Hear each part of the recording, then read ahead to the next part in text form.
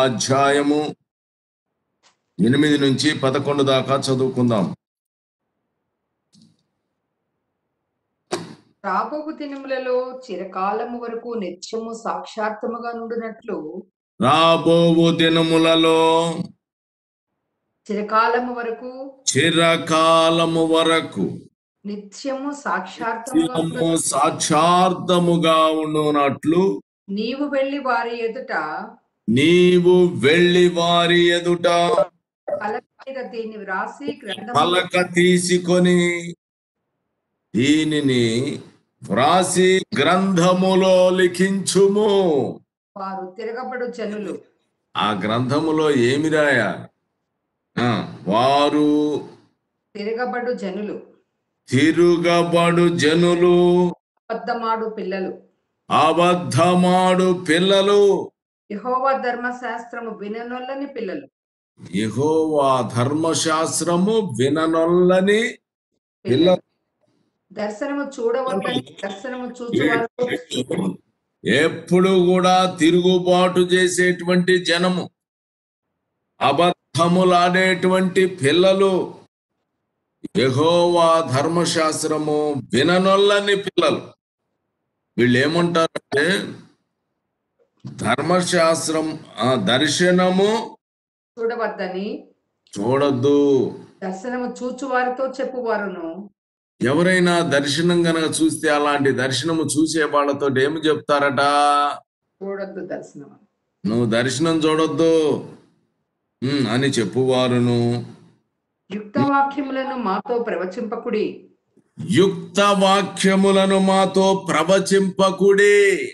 మృదువైన మాటలనే మాతో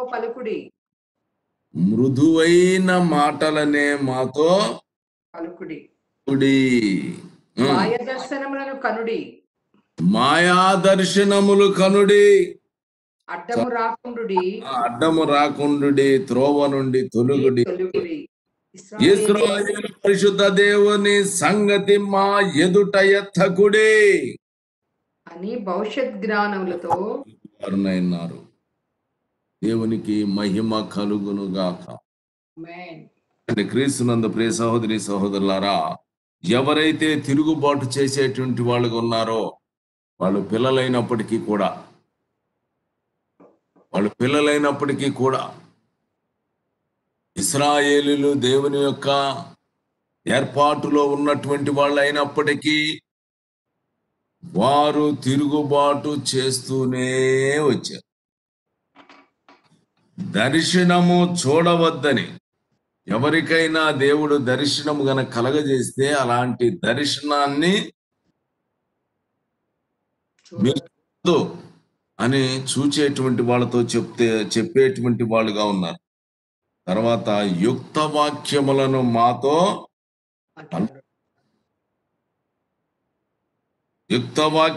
మాతో ప్రవచింపకు. ఎవరికైనా ప్రవచనము కనుక వచ్చినట్టయితే ఆ ప్రవచనము అనేటువంటిది కూడా ఇటు దర్శనము గాని ఇటు ప్రవచనం గాని దేవుని యొక్క ఆత్మ వారికి కలుగజేసేటువంటి అలాంటి ఎందుకంటే వాళ్ళు బాధపడతారు. బ్రదర్ వీళ్ళు బాధపడతారు బ్రదర్, మీరు కఠినంగా మాట్లాడతారు, అట్లా మాట్లాడకూడదు బ్రదర్, స్మూత్ గా మాట్లాడాలి. మృదువైన మాటలనే మాతో పలకాలి. దర్శనం ఒకవేళ కంటే ఎలాంటి దర్శనం కనాలి? మాయా దర్శనాలు కనాలి. దేవునికి మహిమ కలుగునుగా. ఇశ్రాయేలు పరిశుద్ధ దేవుని సంగతి మా ఎదుట ఎత్తద్దు. అసలు ఆయన పేరే ఎత్తద్దు మా దగ్గర. ఇలాంటి జనులు ఉన్నారు అని చెప్పి దీనిని పలక మీద రాసి ఒక గ్రంథములో లిఖించు. క్రీస్తునందు ప్రియ సహోదరి సహోదరులారా, ఆయన అపోస్తులు, ఆయన యొక్క శిష్యులైనటువంటి వాళ్ళు మాట్లాడుతున్నప్పుడు దేవుని యొక్క వాక్యము వారి నోట నుండి బయలు వస్తున్నప్పుడు అక్కడ వాక్యము వినినటువంటి వారిలో వారి హృదయము అక్కడ గుచ్చుకుంది, వారి హృదయములు నరుకబడి అని రాయబడి, లోపల నరకబడ్డారు. కాబట్టి యుక్త వాక్యము అనేటువంటిది, ఆ వాక్యము రెండంచుల వాడి అయిన ఖడ్గము కన్నా పదునైనటువంటిది అయ్యింది, ప్రాణాత్మ కీళ్లు మూలుగులను విభజిస్తూ హృదయం లోపలికి దూరిపోయి హృదయం యొక్క తలంపులను పరిశోధిస్తున్నటువంటి ఆ ఖడ్గము వంటి ఆ వాక్యము, ఆత్మ ఖడ్గము ఆ హృదయాన్ని లోపలికి వెళ్ళిపోతుంది. కాబట్టి లోపలేమున్నాయి అవన్నీ కూడా తట్టుకోలేవు. అందుకని నీవు ఈ దర్శనం నాకు చెప్పొద్దు, నీవు యుక్త వాక్యాలు మాతో పలకద్దు, ప్రవచించద్దు అని చెప్తావు. మీరు మత్తయి సువార్త 8వ అధ్యాయం 34వ వచనాన్ని ఒకసారి చదవండి.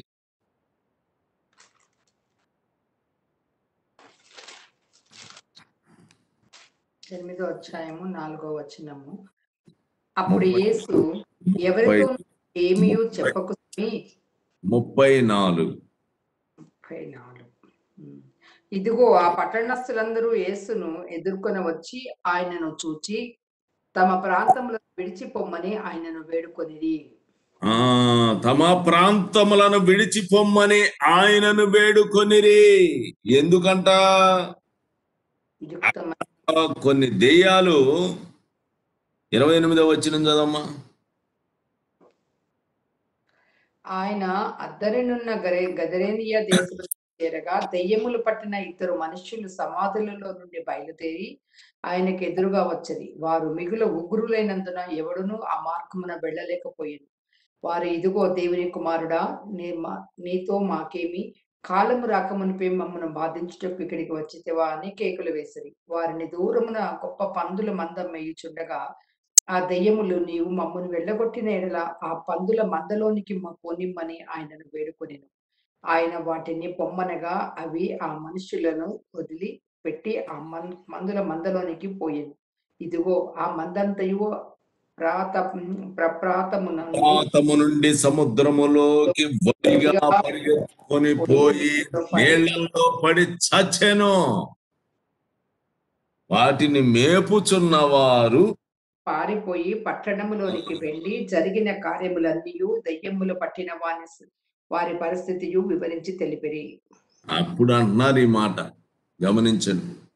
దెయ్యములు పట్టినటువంటి వాడు ఉగ్రుడైపోయి ఆ మార్గంలోకి ఎవరిని రాకుండా చేసినటువంటి వాడు అక్కడుంటే యేసుక్రీస్తు ప్రభు వచ్చి వాడిని స్వస్థపరిచి ఆ దెయ్యాలని ఎళ్ళగొడితే ఆ దెయ్యాలు వెళ్ళి ఆ పందుల్లోకి వెళ్ళి ప్రపాతంలో పడి చచ్చిపోయింది. అంటే ఒక మనుష్యుడు బాగుపడితే ఆ ప్రజలు జీర్ణించుకోలేకపోతున్నారా? గమనించండి. క్రీస్తునందు ప్రియ సహోదరి సహోదరులారా, యేసుక్రీస్తు ప్రభు బంధకములలో ఉన్న వారిని విడిపించటానికి ఆయన ఈ లోకములోనికి వచ్చాడనే సంగతి మనము గ్రహిస్తూ ఉన్నాం. దేవుడు తన కార్యముల ద్వారా అనేకమైన అద్భుత కార్యములు జరిపించి, స్వస్థతలు జరిపించి, సాతాను బంధకములో ఉన్న వారికి విడుదలను కలుగజేసి అనేకమైన గొప్ప కార్యములు వాళ్ళకి కనబరుస్తూ ఉంటే ఆ కార్యములన్నీ కూడా చూస్తూ కూడా వాళ్ళు ఏమంటున్నారు? చూచి విడిచి పొమ్మని ఆయనను బతుకు. 34వ వచనంలో ఆయనను, ఇదిగో పట్టణస్థులందరూ యేసును ఎదుర్కొని వచ్చి ఆయనను చూచి తమ ప్రాంతములను విడిచి పొమ్మని. పాయింట్ అర్థం చేసుకున్నాం. ఆయనను చూచి, చూడకుండా కాదు,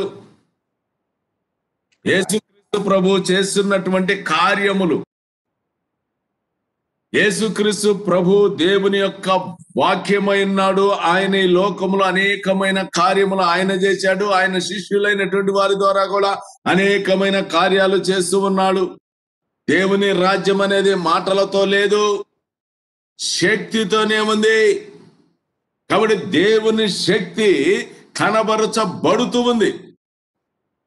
ఇప్పుడు ఆయనను చూచి వాళ్ళు వచ్చి తమ ప్రాంతములను విడిచిపోమ్మని ఆయన్ని వేడుకొనిరి. నేటి దినాల్లో కూడా క్రీస్తునందు ప్రియ సహోదరి సహోదరులారా గ్రహించండి. దేవుని కుమారులైనటువంటి వారు, దేవుని బిడ్డలైనటువంటి వారు, దేవుని శిష్యులైనటువంటి వారు దేవుని రాజ్య సువార్తను ప్రకటిస్తున్నప్పుడు, శక్తి కలిగినటువంటి సువార్తని ప్రకటిస్తున్నప్పుడు ఆ గ్రూపుల్లోనికి రావడానికి ఎవరు కూడా ఇష్టపడరు, వెళ్ళిపోమ్మని చెప్తారు.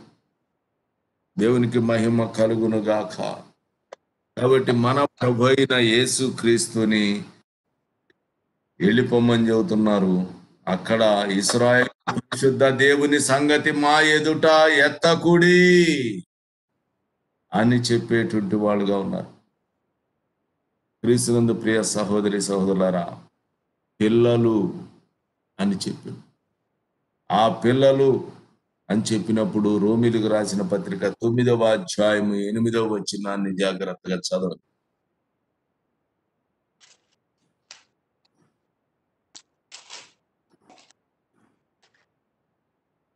అధ్యాయము 9, 8.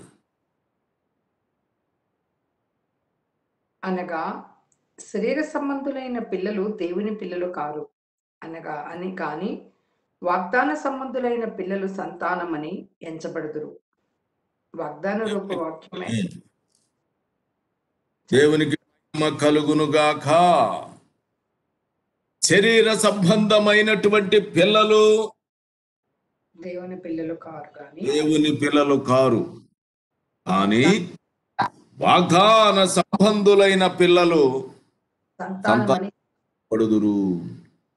కాబట్టి ఇక్కడ పిల్లలు వారు తిరుగబడు జనులు, అబద్ధమాడు పిల్లలు, యెహోవా ధర్మశాస్త్రము విననొల్లని పిల్లలు. ఈ పిల్లలైనటువంటి వాళ్ళ గురించి చెప్తున్నాడు. ఎవరైతే భౌతిక సంబంధమైనటువంటి విధానములో పుట్టినటువంటి వారు దేవుని పిల్లలు కారు గాని, వాగ్దాన సంబంధంగా పుట్టినటువంటి వారు మాత్రమే పిల్లలుగా ఉంటారు. కాబట్టి హెబ్రీ 2:14 ఎవరైతే అబద్ధపడే పిల్లలుగా ఉన్నారో, ఎవరైతే యెహోవా యొక్క ధర్మశాస్త్రము విననొల్లని పిల్లలుగా ఉన్నారో, ఆ పిల్లలు రక్త మాంసములు గలవారైనందున, ఆ పిల్లలు ఏ పిల్లలు? వాగ్దానం చేత పుట్టిన పిల్లలు.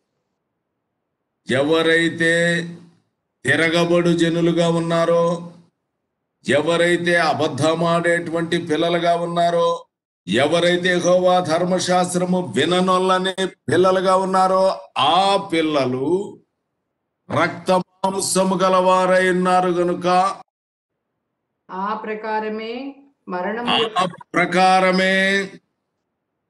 యొక్క బలము గలవానిని, అనగా అపవాదిని మరణము ద్వారా నశింపచేయుటకును, జీవిత కాలమంతయు మరణ భయము చేత దాస్యమునకు లోబడిన వారిని విడిపించుటకును ఆయన కూడా పిల్లలను విడిపించుటకు ఆయన కూడా రక్త మాంసములలో పాలివాడాయను. కాబట్టి ఆ పిల్లలు, వారిని విడిపించటానికి ఆయన కూడా రక్త మాంసములలో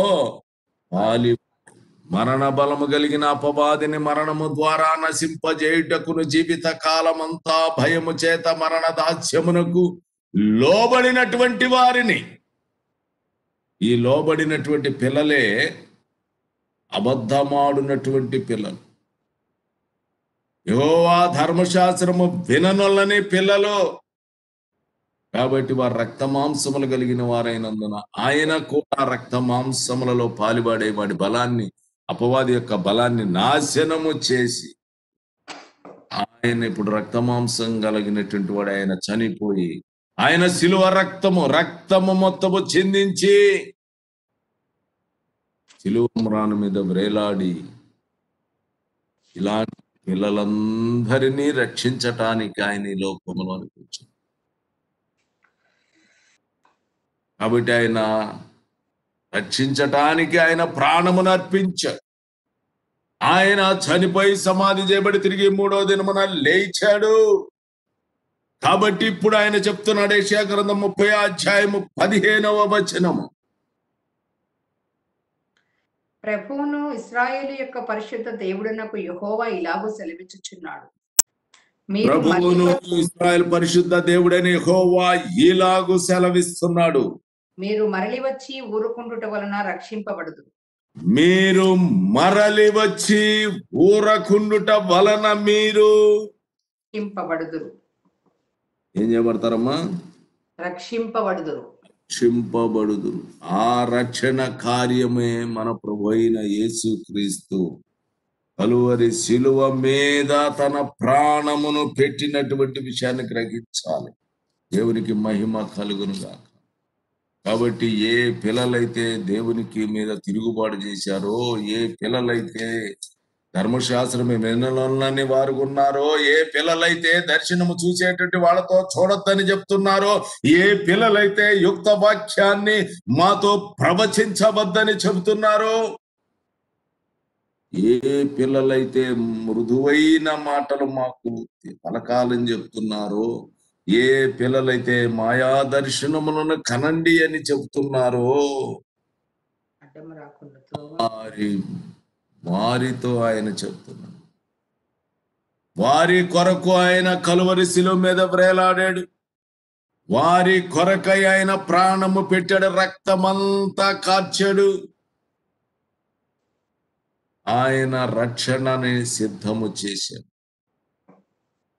ఇప్పుడు ఆయన రక్షణను సిద్ధము చేసిన తర్వాత మీరు మరలి వచ్చి ఊరుకుండుట వలన నా రక్షింపబడు. వైపు తిరిగితే నేను మీ వైపు తిరుగుతానని చెప్పిన దేవుడు, మీరు మరలి వచ్చి ఊరకుండుట వలన రక్షింపబడెదరు. చింపబడెదరు. మీరు ఊరుకుండుడి నమ్ముకునుట వలన మీరు ఊరకుండి నమ్ముకునుట వలన వలన మీకు బలం కలుగును. మీకు బలము కలుగును. నమ్ముకొనుట వలన మీకు బలము కలుగును. మార్కు 16:16 చదవండి.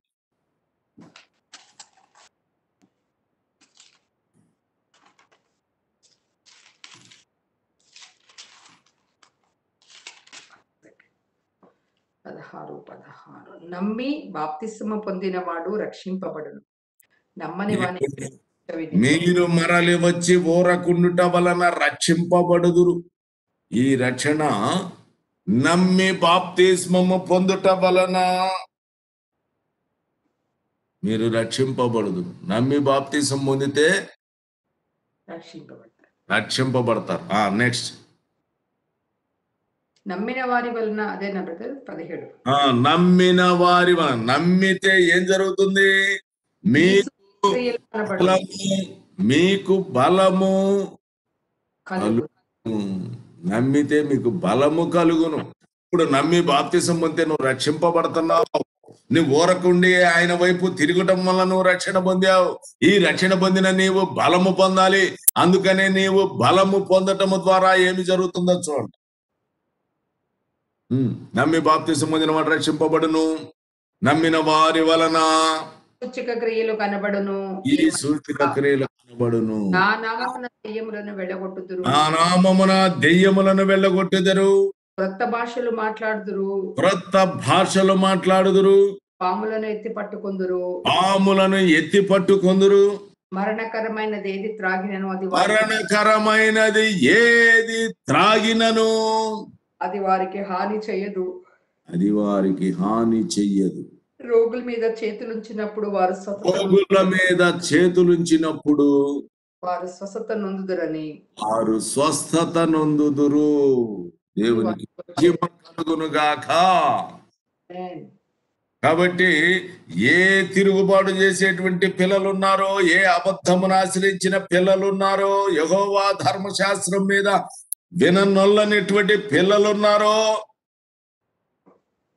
ఆ పిల్లలు దర్శనము చూడొద్దు, యుక్త వాక్యములు ప్రవచించొద్దు, మృదువైన మాటలే మాకు చెప్పండి, మాయా దర్శనాలు కనండి అని చెప్పేటువంటి ఆ పిల్లల కొరకు ఆయన రక్త మాంసములు కలిగినటువంటి వాడై ఈ లోకములోనికి వచ్చి మరణ బలము గలవానిని అపవాదిని నశింపజేసి ఆయన రక్తమంతా కలువరి శిలువలో మన కొరకు చిందించారు. కాబట్టి ఇప్పుడు మనము మరలి ఆయన వైపుకి మరలి ఊరుకుండు. చాలు, మీరు రక్షణ పొంది, మీరు ఉచితం ఎఫెసీ 2:8 ప్రకారంగా మీరు ఉచితమైన కృప చేత, కృప ద్వారా మీరు రక్షణ పొంది, ఇది మీ వలనైంది కాదు, మీరు క్రియల వల్ల చేసినటువంటిది కాదు, దేవుని వరమే. దేవుని వరమే. మీరు కేవలము ఆయన వైపుకి తిరిగి యేసుక్రీస్తు ప్రభు వైపుకి తిరుగుట వలననే మీకు రక్షణ వస్తుంది. యెహోవాను విసర్జించి వేరొకని సేవించినట్టయితే వాడికి శ్రమ. కాబట్టి యేసుక్రీస్తు ప్రభు వైపుకి నీవు మరలిన తరువాత మరలా ఏ అన్య దేవత వైపుకి కూడా నువ్వు తిరగడానికి వీలు లేదు. కాబట్టి ఆయన నీ కోసం రక్తము చిందించాడు. ఆయన నిన్ను విమోచించడానికి ఆయన రక్తము చిందించాడు. ఆయన నిన్నెంతగానో ప్రేమించాడు. కాబట్టి నీవు వచ్చి ఊరకుంటే చాలు, నువ్వు రక్షింపబడతావు. నీవు ఊరకుండి ఆయనను నమ్ముకున్నట్టయితే ఈ సూచక క్రియలు జరుగుతాయి. నువ్వు నమ్మి యేసుక్రీస్తు ప్రభువు నామాన బాప్తిస్మము పొందితే రక్షింపబడతావు. రక్షింపబడిన నీవు నమ్మటము వలన దెయ్యాలు పారిపోతాయి. నువ్వు క్రొత్త భాషలు మాట్లాడతావు.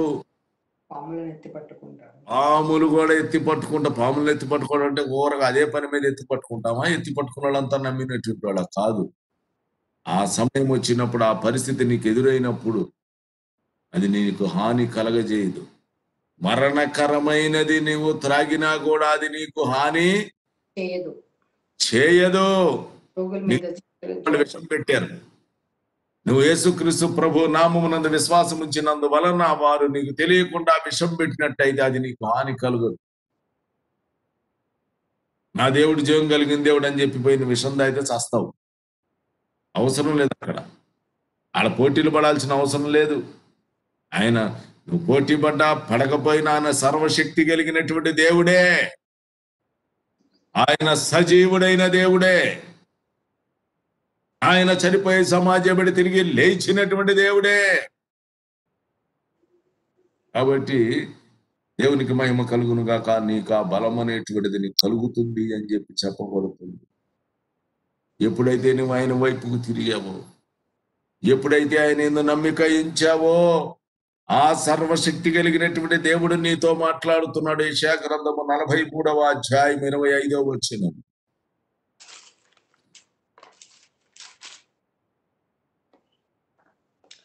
నేనే నా చిత్తానుసారం, నేనే అని చెప్పగలిగిన వాడు ఆయన ఒక్కడే. నేనే నా చిత్తానుసారముగా నీ అతిక్రమములను నా చిత్తానుసారముగా నీ అతిక్రమములను తుడిచి వేయుచున్నాను. నేను నీ పాపములను జ్ఞాపకము చేసుకొనను. నేను నీ పాపములను జ్ఞాపకము చేసి కొనను. నాకు జ్ఞాపకము చేయము, మనము కూడి వాదించాలి. కాబట్టి నీ పాపములను నేను జ్ఞాపకము చేసుకోను. నేను చేసుకోను అన్నాడు. నువ్వు రోజు జ్ఞాపకం చేసుకున్న పాతయ్యని. ఆయనే నిన్ను క్షమిస్తున్నానని చెప్పినప్పుడు, ఆయనే నీ అతిక్రమములను తుడిచివేశానని చెప్పినప్పుడు, ఆయన నీ పాపము నేను ఎన్నటికీ జ్ఞాపకం చేసుకోనని ఆయన చెప్పినప్పుడు, నీవెందుకు మాటి మాటికి ఆ పాతయ్యన్ని జ్ఞాపకం చేసుకుంటున్నావు? అంటే క్షమించబడలేదా? క్షమించబడ్డావా? ఇప్పుడు వాటి గురించి అడుగు. నువ్వు క్షమించబడిన దగ్గర నుంచి నువ్వేమి అపరాధాలు చేస్తున్నావో, నువ్వేమి అబద్ధాలు ఆడుతున్నావో, నువ్వే తప్పులు చేస్తున్నావో, నీ దోషములేంటో, నీ అతిక్రమములేంటో, నీ పాపములేంటో, నీ అపరాధములేంటో వాటి గురించి ఓపెన్ చేసి నీ హృదయాన్ని ఆయన సన్నిధిలో మొరపెట్టి క్షమించమని అడుగు. పాతని నెమరేసుకొని దాంట్లో కూడా సంతోషపడే జనంగా ఉన్నారు చాలా మంది. కాబట్టి ఆయన నిన్ను నూతన సృష్టిగా చేసుకుంటున్నానని చెప్పినప్పుడు, ఆయన నీ పాపములక నేను జ్ఞాపకం చేసుకోనని చెప్పినప్పుడు మరలా మరలా మరలా మరలా వాటి గురించి ఆలోచించాల్సిన అవసరం లేదు, ఆలోచించకూడదు. నువ్వు నూతన సృష్టిగా ముందుకి కొనసాగాలి. నీవిప్పుడు వాగ్దానం వల్ల ఆయన పిల్లవానిగా పిల్లగా నువ్వు మార్చబడ్డావు. అందుకని శరీర సంబంధమైన పిల్లలు కారు, కానీ వాగ్దాన సంబంధమైనటువంటి పిల్లలే ఆయనకు వారసులు. కాబట్టి ఆ వాగ్దానము నేను పరిశుద్ధాత్మను అనుగ్రహిస్తున్నానని చెప్పినటువంటి వాగ్దానం, ఆ ఆత్మ అయినటువంటి వాని ద్వారానే నీవు స్వీకృత పుత్రాత్మను, దత్తపుత్రాత్మను కలిగినటువంటి వారుగా దేవుని పిల్లవానిగా నువ్వు తయారవుతున్నావు. కాబట్టి ఆ వాగ్దాన ప్రకారముగా నువ్వు దేవుని పిల్లలుగా మిమ్మల్ని మార్చుకున్నప్పుడు, ఇక మీ పాపములన్నిటినీ ఆయన పరిహరించినప్పుడు, తాను చిత్త ప్రకారముగా మన అతిక్రమములన్నిటినీ తుడిచివేసినప్పుడు, ఆయన నేను జ్ఞాపకం చేసుకోనని చెప్పినప్పుడు నీవెందుకు జ్ఞాపకం చేసుకుంటున్నావో తెలియదు. కాబట్టి క్రీస్తునందు ప్రియ సహోదరి సహోదరుడా, ఈ దినము నుంచైనా సరే నీవు ఆయన సన్నిధిలో మోకాళ్ళేసి నువ్వేమేమి వ్యతిరేకమైన కార్యాలు చేశావో, నీవు అబద్ధమాడేటువంటి పిల్లవానిగా ఉన్నావా, ధర్మశాస్త్రము విననొల్లనటువంటి పిల్లవానిగా ఉన్నావా, లేకపోతే వాగ్దానానుసారముగా పుట్టినటువంటి పిల్లవానిగా ఉన్నావా? నీవు ఆయన పిల్లవానిగా మార్చబడినప్పుడు ఇప్పుడు నీవు యెషయా గ్రంథం 30 అధ్యాయం 19వ వచనాన్ని ఒకసారి చదవండి.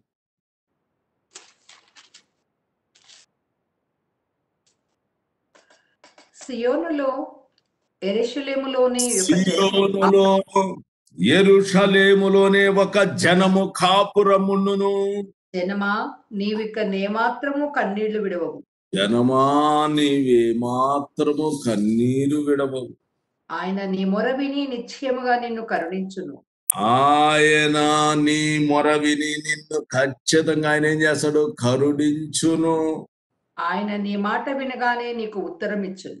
ఆయన నీ మాట వినగానే నీకు ఉత్తరం ఇస్తాడు. చదవమ్మా. ఇబ్బంది కాలములో ప్రభువు నీకు ఆహారమును, బాధకాలములో జలమును ఇచ్చును. ఇక మీద బోధకులు తాగి ఉండరు, నీవు కన్నులారా నీ బోధకులను చూచెదవు. ఇంత మాత్రమే కాదు, అసలు ఈ విషయం ఏంటంటే, మీరు కుడి తట్టుకైనను ఎడమ తట్టైను తిరిగినను ఇదే త్రోవ ఎడమ తట్టుకైనను తిరిగినను ఇదే త్రోవ దీనిలో నడువుడి అని నీ వెనక నుండి ఒక శబ్దము నీ చెవులకు హల్లెలూయా. నీవు సియోనులో, యెరూషలేములోనే ఒక జనము కాపురమును, ఆ జనములో నీవు ఉండాలి. నీవు ఆ జనములో గనక ఉండినట్లయితే యెషయా గ్రంథము 4వ అధ్యాయము 3వ వచనము చూడండి. 4వ అధ్యాయం.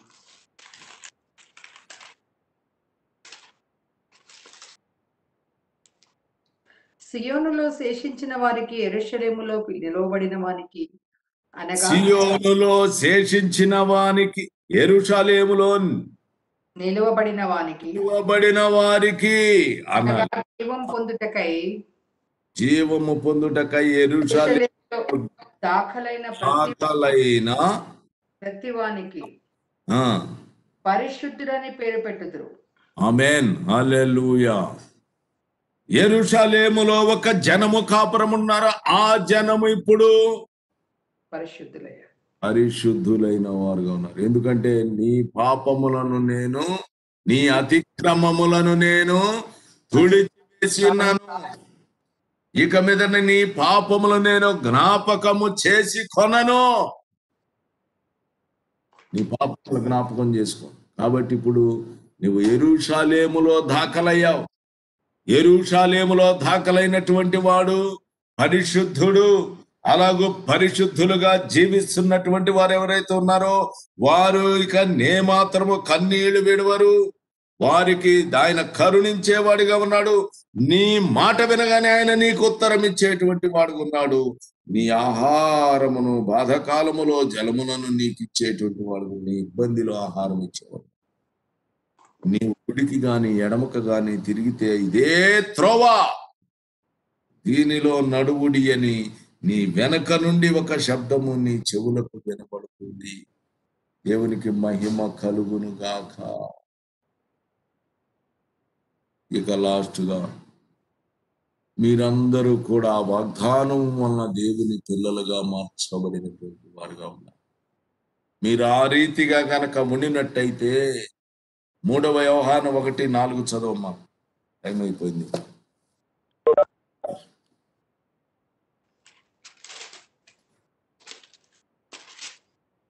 నా పిల్లలు సత్యమును అనుసరించి నడుచుకొనుచున్నారని వినుట నా కంటే పిల్లలు సత్యమును అనుసరించి నడుచుకొనుచున్నారని అని వినుట కంటే అని వినుట కంటే సంతోషము లేదు, నాకు ఎక్కువైనా సంతోషము లేదు. దోషము లేదు. కాబట్టి దేవునికి మహిమ కలుగును గాక. మీ బోధకులను మీరు ఏం చేస్తారు? గౌరవించండి. మాట మీరు వినాలి. చూస్తారు. మైండ్లో మిగిలిపోవాలి వాక్యము. దేవునికి మహిమ కలుగును. మీ బోధకులను మీరు చూస్తారు. మీ బోధకులైనటువంటి వారు ఇప్పుడు చెప్తున్నారు, నా పిల్లలు సత్యమును అనుసరించి నడుచుకొనుచున్నారని చెప్పుకొనడం కన్నా నాకు ఎక్కువగా సంతోషం ఏముంది? లేదు. బోధకులు ఇలా ఆలోచిస్తారు. కాబట్టి దేవునికి మహిమ కలుగును గాక. మీరందరూ సత్యమును అనుసరించి జీవిస్తే మేమందరం కూడా సంతోషిస్తాము అనేటువంటి విషయాన్ని గ్రహించండి. కాబట్టి దేవుని వాక్యం హృదయంలో ఫలింపులోనికి తీసుకొని వచ్చును గాక. ఆమేన్. హల్లెలూయా. మనం స్తుతి చెల్లించడానికి 10 నిమిషాలు తీసుకుందాం. తర్వాత దేవునికి వాక్యానికి ఇద్దాం. 56 నిమిషాలు. ఒక 10 నిమిషాలు దేవుని స్తుతించుదాం. మెసేజ్ క్లుప్తంగా చెప్పాల్సింది. సరే, హల్లెలూయా. దేవుని స్తుతించండి.